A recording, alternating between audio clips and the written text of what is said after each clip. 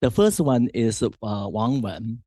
Actually, Wang Wen, I know him when he was a student at 30 years ago at the Johns Hopkins Nanjing Center. He raised a hand. I still remember his question 30 years ago. But now he's a really distinguished think tank scholar. Thank you, Dr. Li Cheng. Thank you, Vietnam Academy of Social Science and Vietnam Diplomatic Academy for having me. Actually, the organizer has sent me the topic of China's engagement in international economic institutions. So now I would like to make three comments or 3 points observation on China's roles in the global economic mechanism. As we all acknowledge, China has played a positive role in world economic growth. Over the past decades, maybe past 2 decades or 30 years, China has contributed a 30% increase to world economic growth.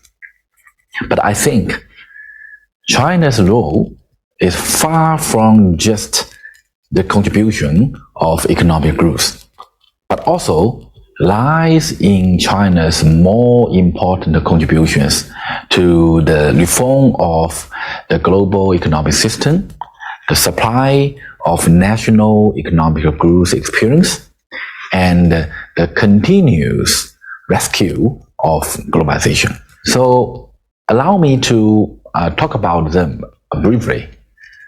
Firstly, China is a reformer of the international economic system.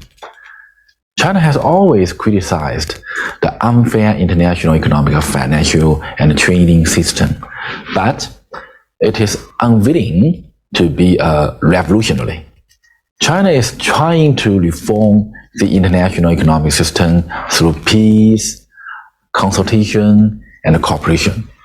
China launched the Belt and Road Initiative, and through cooperation with more than 150 countries on the platform of Belt and Road Initiative, it has provided more than 50% of the world's major infrastructure construction in the past decade.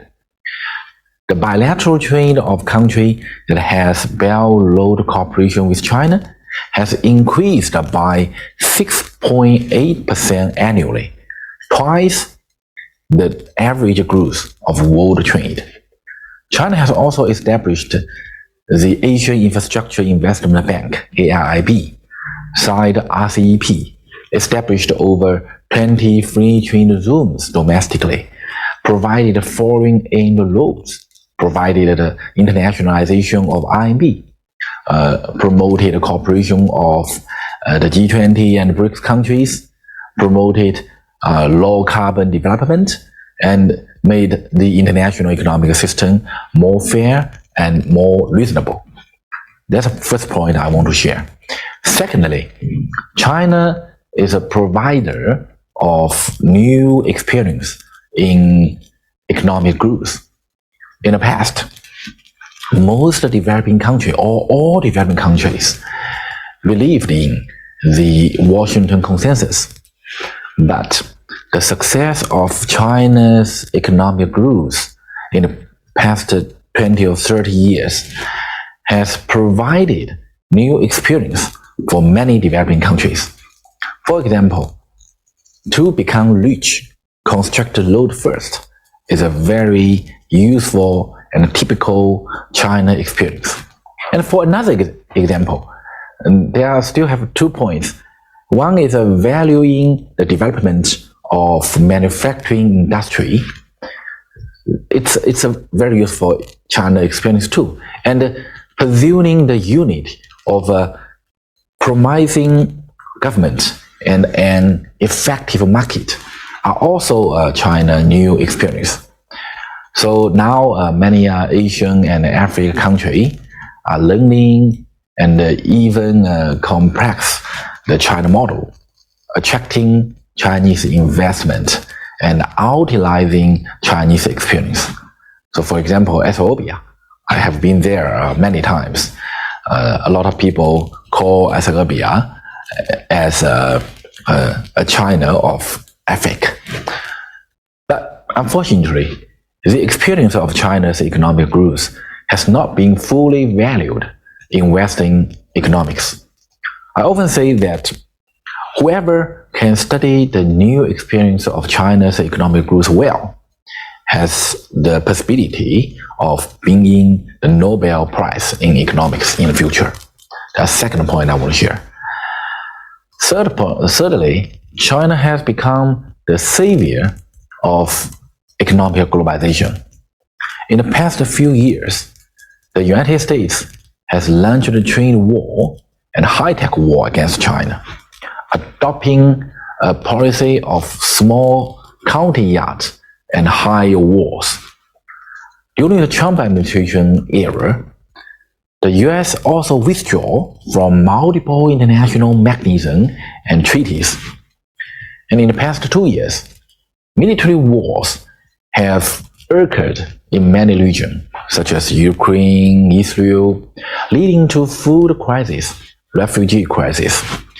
The abuse of sanctions by the US has led to instability in the international financial system. And also, the economic globalization has faced the biggest challenge since the end of the World War II. And some even believe that globalization is dying. But China is rescuing economic globalization. We are saving.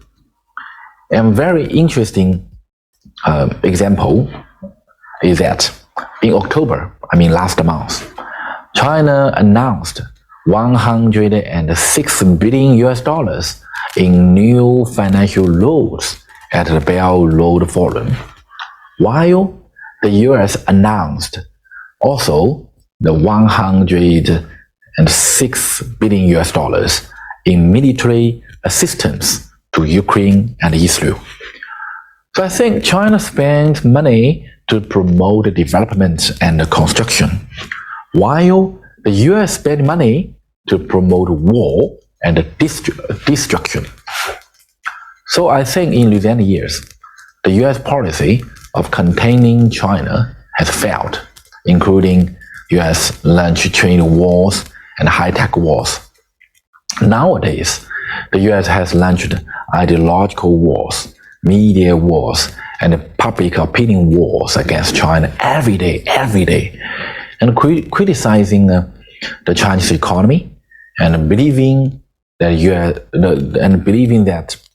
China's rise has reached its peak, even thinking that China is declining. I think perhaps a lot of years later, world history textbooks will evaluate some notorious Western newspaper or journals in such a way. Their reports on the Chinese economy are full of absurdity and lies. They underestimated the resilience and the contribution of the Chinese economy.